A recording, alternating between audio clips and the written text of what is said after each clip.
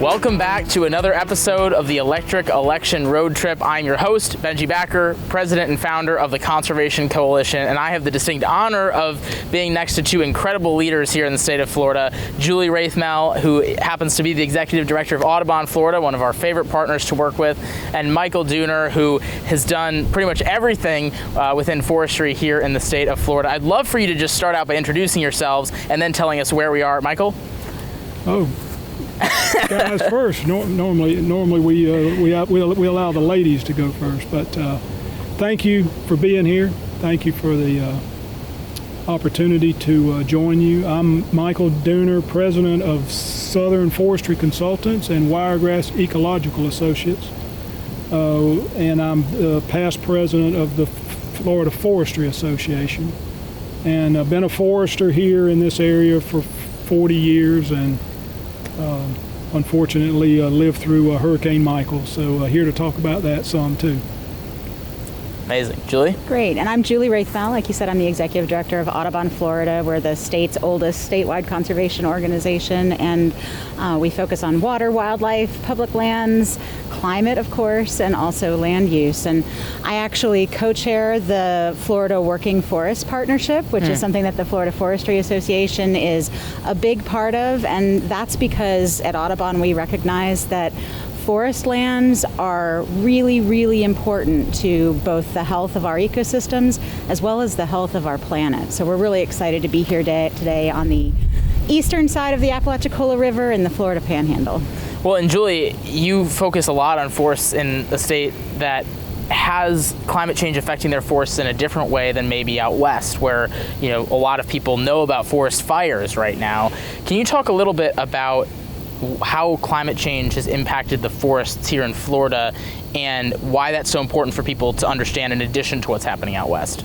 Absolutely. I think that the most visible way that climate is affecting our forests in Florida, frankly, was Hurricane Michael 2 years ago. We've just passed the 2-year anniversary of that, and many people around the country likely saw the aerial footage of entire forests just laid flat by the eye wall of the storm.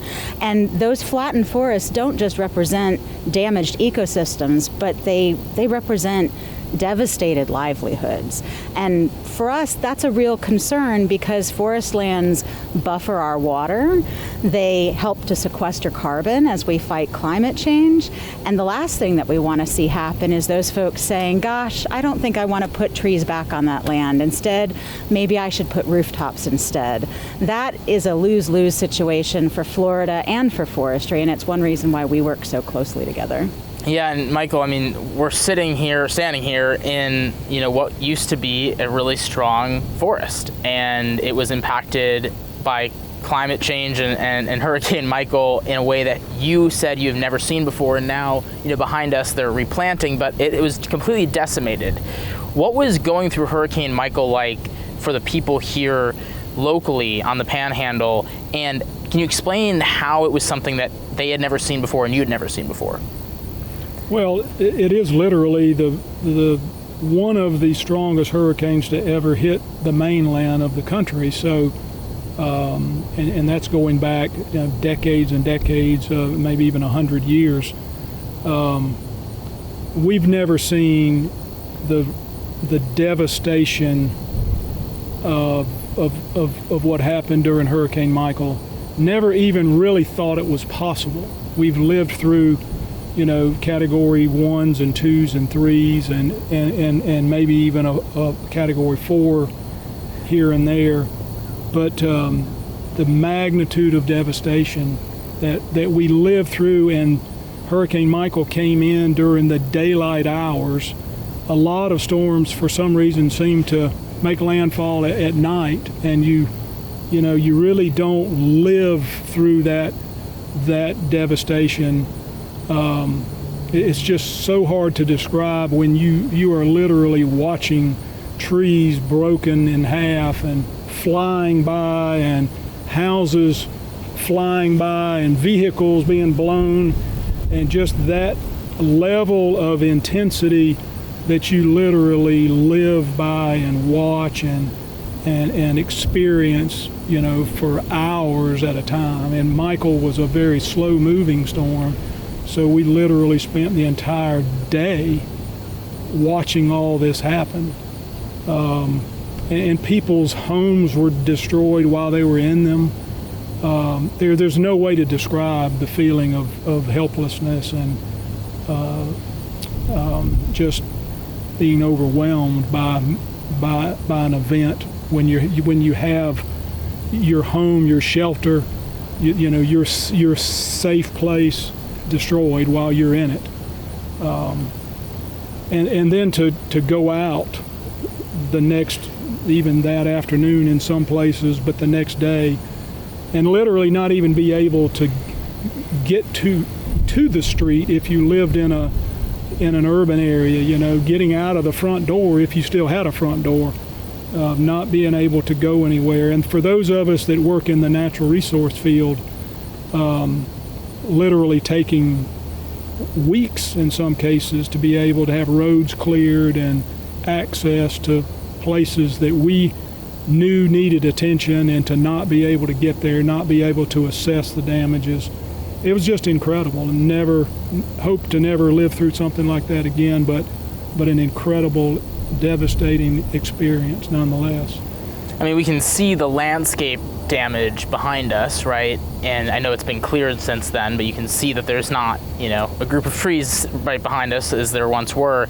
Can you also talk about some of the economic damages that occurred from that storm that were also unprecedented? Yes, purely from the forestry side, the timber side of the forest, the commercial timber side of the forest, people had planted, cultivated, managed their timber crop for years, sometimes 30 and 40 and 50 years of tender loving care, and had derived very little income out of the forest through that time period, and had kind of always thought of it as their retirement account or their rainy day fund, so to speak. And of course, a lot of people do harvest and grow trees and realized income, but on the day that Hurricane Michael hit, everybody's forest was a savings account of some sort, and it had been growing value, and in almost all cases that value was lowered by about 90%, and in some cases 100%. There was no value left in the forest. So literally decades of savings turned into a completely washed away, completely blown away. And it's what we learned is roughly 3 million acres, here just in the state of Florida from that damage. Julie, turning it back to you and kind of the climate lens for a second, what would you say was the impact of climate change on a storm like Hurricane Michael, and how did climate change play a role in it? Well, I think that we're all looking at climate change and the effects that it's having on increased storm frequency, intensity, and size. And that has a lot of people thinking twice about, what does the future hold for these kinds of economic investments in our landscape?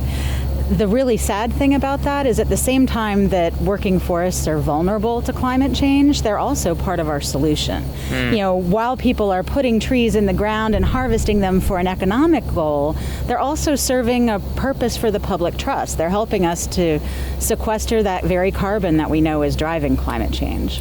Right. And I think a lot of people would say, this hurricane would have for the people who would say this hurricane would have happened either way, right? That this is just part of the natural cycle and this is just a bad storm.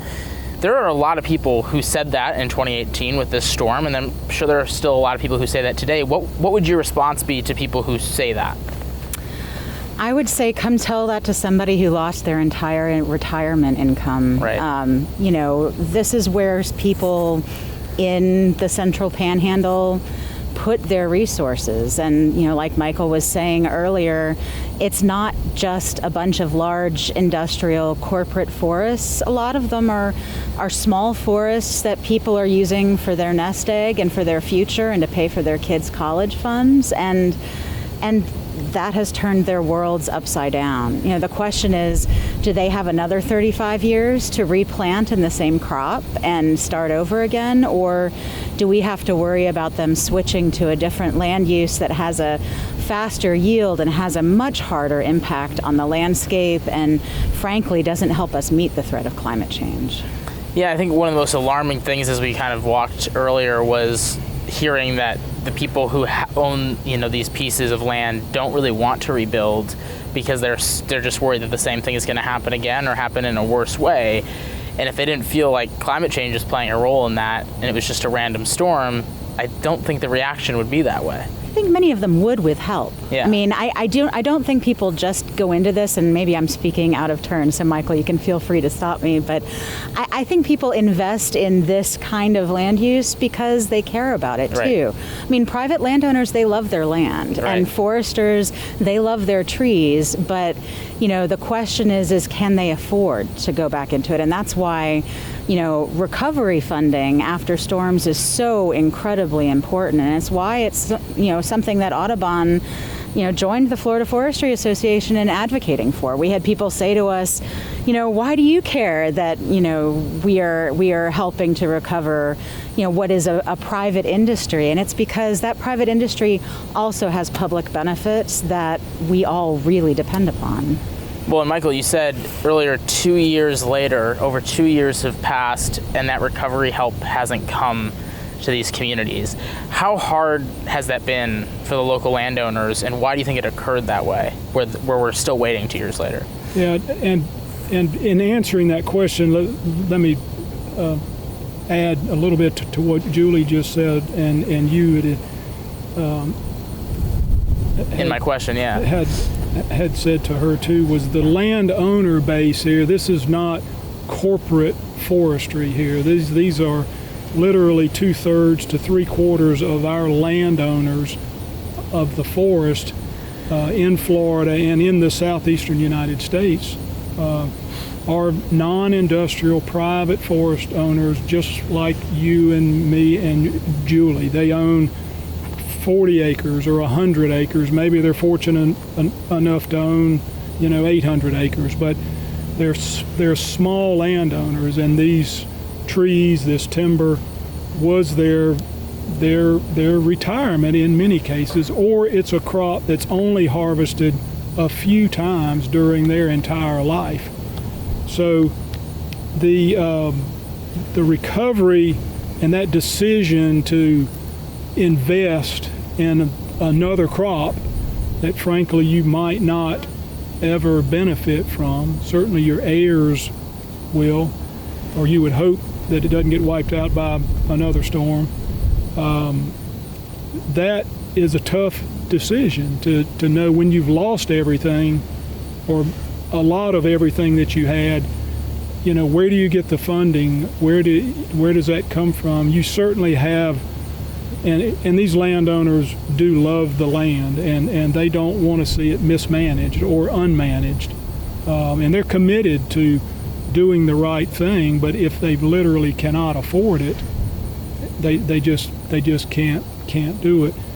And it's unfortunate that the recovery efforts have taken this long in the form of getting money into the hands, the money that Congress appropriated within a year after the storm, and here now we're over 2 years beyond the storm, and there's been no money get into the hands of owners yet. And that's made people put off good decisions and not implement good plans, and in some cases abandon those plans altogether. And we don't know what the impact will be, frankly, but we have seen people decide not to do reforestation, not to do restoration, and it is tied, a lot of that tied to the lack of money flowing from the federal government down. Well, and that's something that we feel like we've seen as we've traveled across the country for the electric election road trip, is that you have all these communities that are seeing the impacts of climate change, and their voices really aren't heard a lot of the time. And the conversation oftentimes is at a macro level, which is really important to talk about climate change in a macro sense, but these communities are already being hit by it now, and these localities are need to be part of the solution now, but they're also being hit by the problem right now. And it sounds like the fact that these communities couldn't be supported after one of the worst hurricanes in history, even within 2 years, it's a failure of kind of how we're dealing with this problem. Because not only are these communities not being supported, but to your point, now they're not reforesting, and that has a negative impact on climate, and it just is kind of like making this issue worse and kicking that can down the road, because honestly, we're not focused enough on the tangible aspects of what's going on right now in these communities. Well, and I would say that it's not just the investment in reacting to the impacts, right, but it's also the investment in preparing. Mm-hmm. So it's investing now in resilience. It's investing now in mitigation and making sure that we are sequestering as much carbon as we can and being as efficient as we can be. And the beauty of this is that it's not a red policy or a blue policy, it's a green policy. And I mean that in two ways. It's environmentally green. It's also economically green. These are things that are creating jobs. They are helping to drive local economies. And frankly, especially with some of the high-tech opportunities with renewable energy, these are creating some of the jobs of the future for the kids in these communities who want to stay in these places, but they need the kinds of jobs that will help them afford to do that. So on a more widened scale, you're fighting each and every day for climate reform in the state of Florida. Why is Florida so important to unlocking climate action, and what progress are you seeing? Well, I think, Florida is not just politically important, but it's got a huge population. It's also been a heart of innovation for its entire history. I mean, we put men on the moon, for heaven's sake.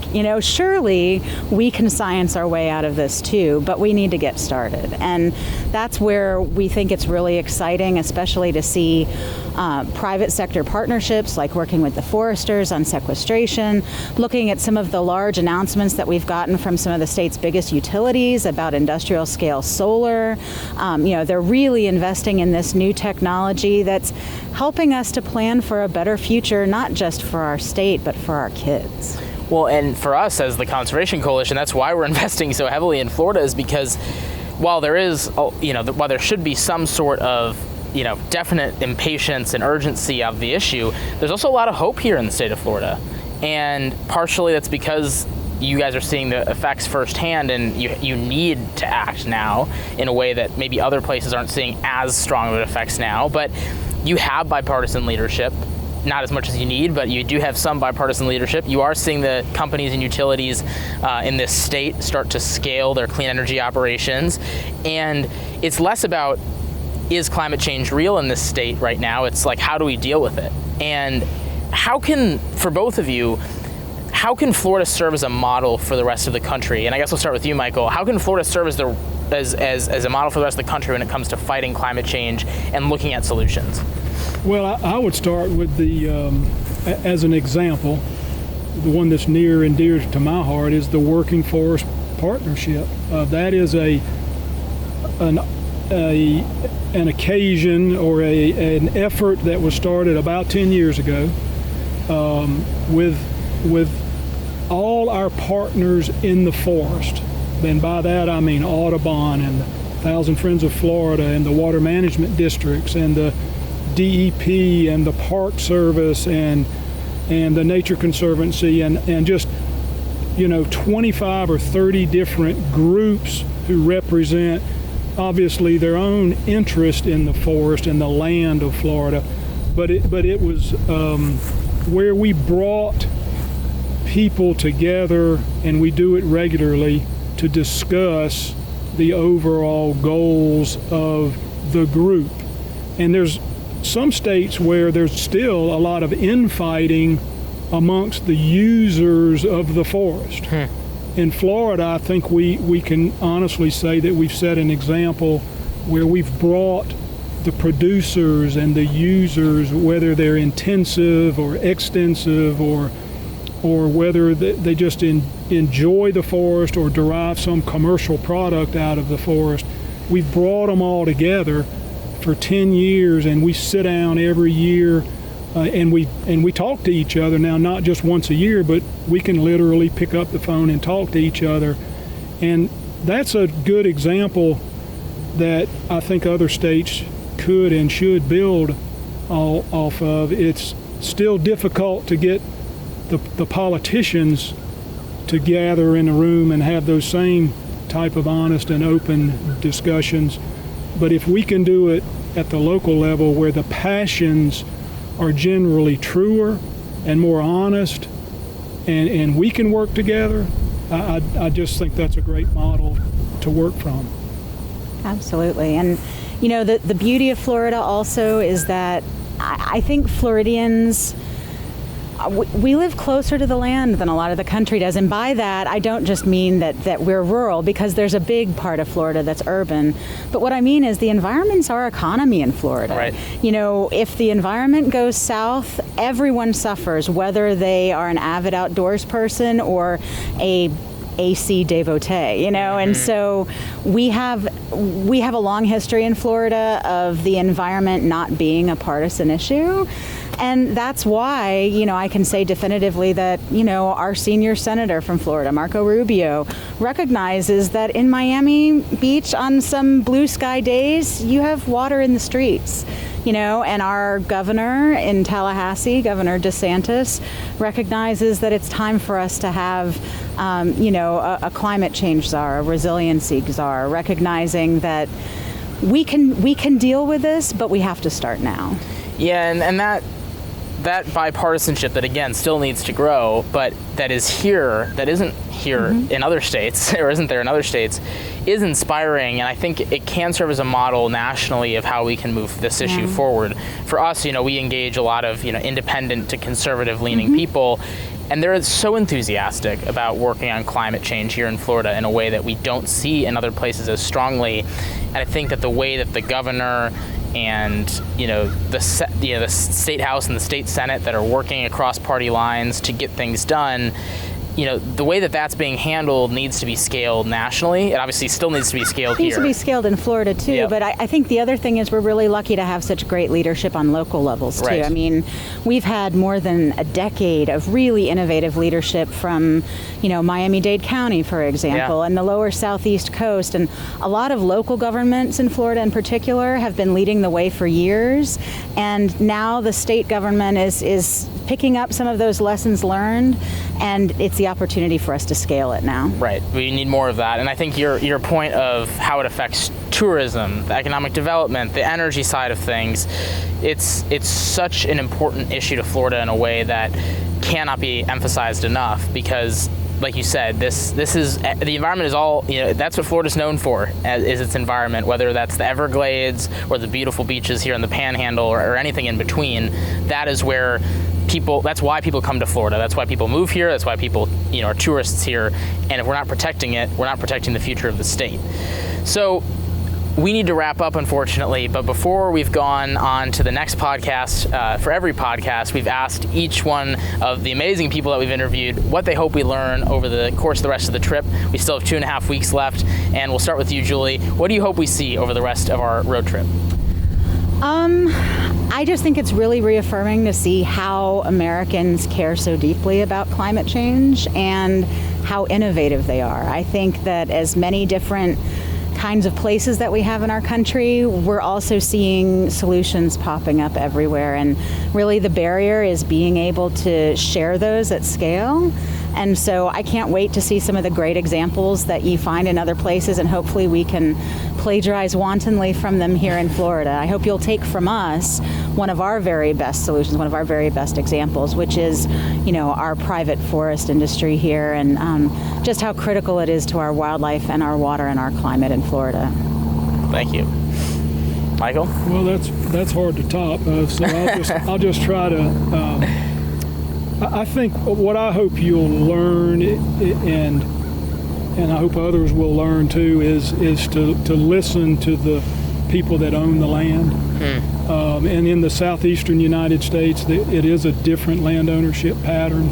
A lot more private landowners, family farms, and that sort of thing. And I think that it's important to listen to them. They do love the land, and they love it for a variety of reasons, and they are committed to using it wisely, to conserving it always, and to leaving it in better shape than they found it. And that gets lost in a lot of the rhetoric in other places. They're not the best dressed people. They don't have the most money. They don't have the most influence, but they're some of the wisest and most committed people that you'll ever find. And I think if all of us can remember to listen to them and take from them their commitment to something that doesn't always return them the greatest financial gain, but it has so many other values, I think we'd all do a better job at what we're trying to accomplish if we listen to those that own the land. I love that statement, because the most inspiring stories that we've found across the country have come from communities that oftentimes aren't seen as part of the answer. Dairy farms in the Midwest, or sustainable forestry folks on the Pacific Northwest, to the story we saw here today. We need to stand up for, obviously, this issue on a macro level, but we also need to stand up for the individuals that are impacted most and hear what they're going through, and also hear how we can work with them on the solutions. So I'm so glad you mentioned that. And I want to thank you, Julie, and Sure. Beth, and the entire Audubon Florida team for helping set this up, Sure. and for being such incredible partners in the state, and for working so hard to find climate solutions on the educational and the political level, and also to you, Michael, for the solutions that you're working on through the incredible forestry community that you have here in the state of Florida. It's an honor to have interviewed you both, and I'm really excited for this episode to drop. And for our viewers of the Electric Election Road Trip, we are off to Alabama next. We're so glad to have stopped here in Florida, and we can't wait to see you on the next episode of the Electric Election Road Trip.